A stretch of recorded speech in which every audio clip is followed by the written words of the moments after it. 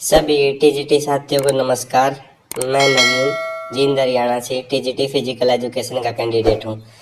मेरे 2-4 क्वेश्चन हैं आप लोगों से भी और सरकार से भी। जो सरकार ने अब तक हमारे साथ किया वो तो आप लोगों को पता ही है।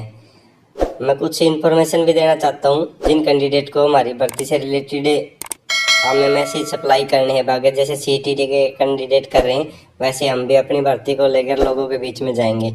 हमारी भर्ती का पेपर हुआ था अप्रैल 2023 में और उसका जुलाई 2023 तक डॉक्यूमेंट वगैरह सब कंप्लीट हो चुके थे और अगस्त में चेयरमैन साहब के द्वारा या सरकार के द्वारा ये स्टेटमेंट थी कि हम 15 अगस्त को इसकी ज्वाइनिंग वगैरह का प्रोसेस कंप्लीट करवा देंगे।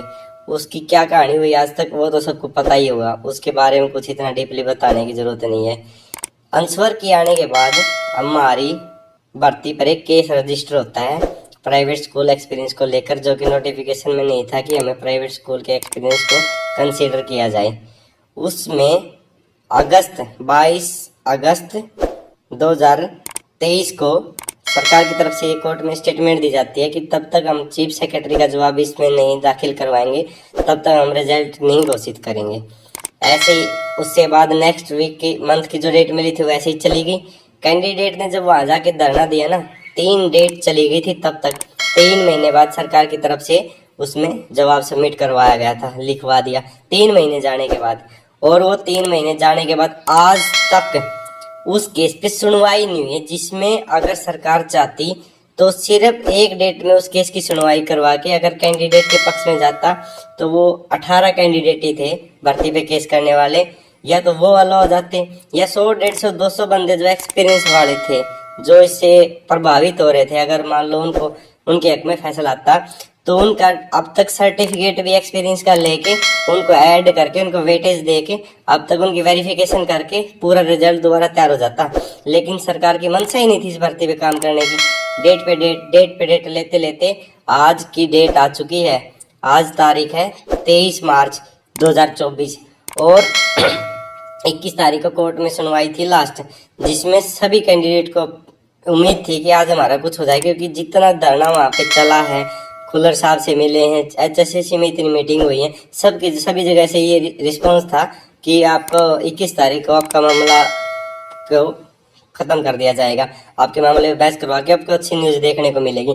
लेकिन 21 तारीख को तो बहस ही नहीं हुई केस पे, कोई सुनने को तैयार नहीं था। जज साहब ने अगले दिन का बोला कि हम कल इस केस पे सुनवाई कर लेते, तो एजी साहब ने बोल दिया कि मैं तो कल पे छुट्टी पे रहूँगा, जो कि कोर्ट से इनपुट आई थी।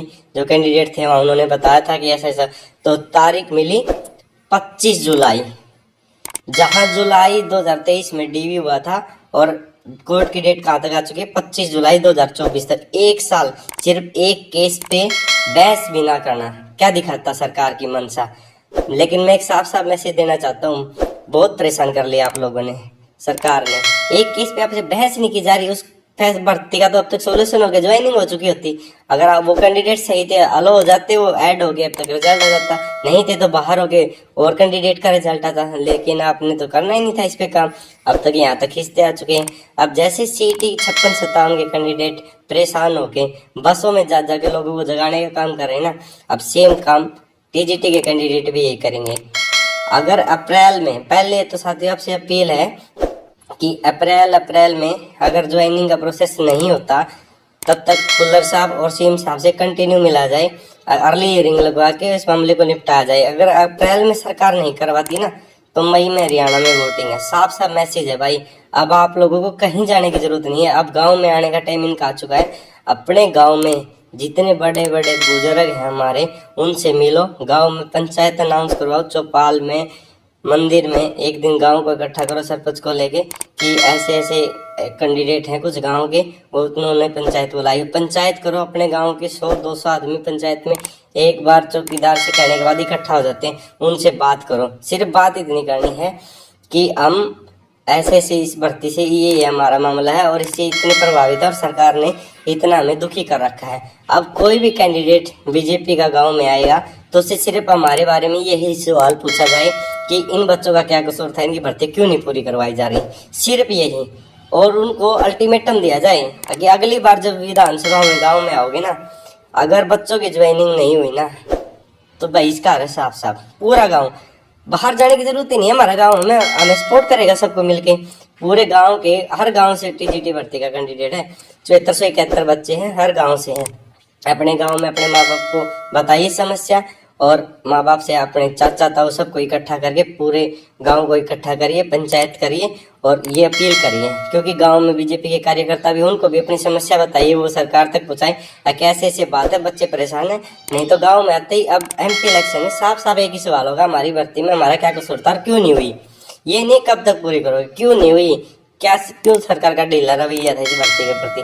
नहीं तो साफ सी बात है, अब आगे साफ बहिष्कार हो जाएगा पूरा गांव। कारण हम पूरा सरकार के समर्थन से भर्ती का जिस हिसाब से प्रोसेस स्टार्ट किया था, लेकिन जहाँ अब जो बढ़ा रखी है इन्होंने, कैंडिडेट धरना दे दे के वहां रहे, कुछ सुनने वाला नहीं, झूठी बात जुमला फेंक दिया। ले भाई, अगर ऐसी कोई बात थी, CM साहब ने विधानसभा में स्टेटमेंट दे दी कि 29 तारीख को TGT भर्ती का रिजल्ट आ जाएगा 7000 कैंडिडेट का, उनको भी तो किसी ने लिख के दिया हुआ, तब नहीं दिखाई दे रहा था सटे है। बच्चों के मन में, परिवार में आस जगाई जा रही है, फिर झूठे बातें निकल रही हैं उनके। तो अब साफ सी बात है, हम भी गाँव में, अपने गाँव में, आसपास के गाँव में जहाँ लोग इकट्ठे होंगे, कहीं भी मंच होगा, कहीं भी जाके हम यही प्रचार करेंगे, हमारी भर्ती में हमारा क्या गुनाह था जो हमें इतनी सजा दी गई।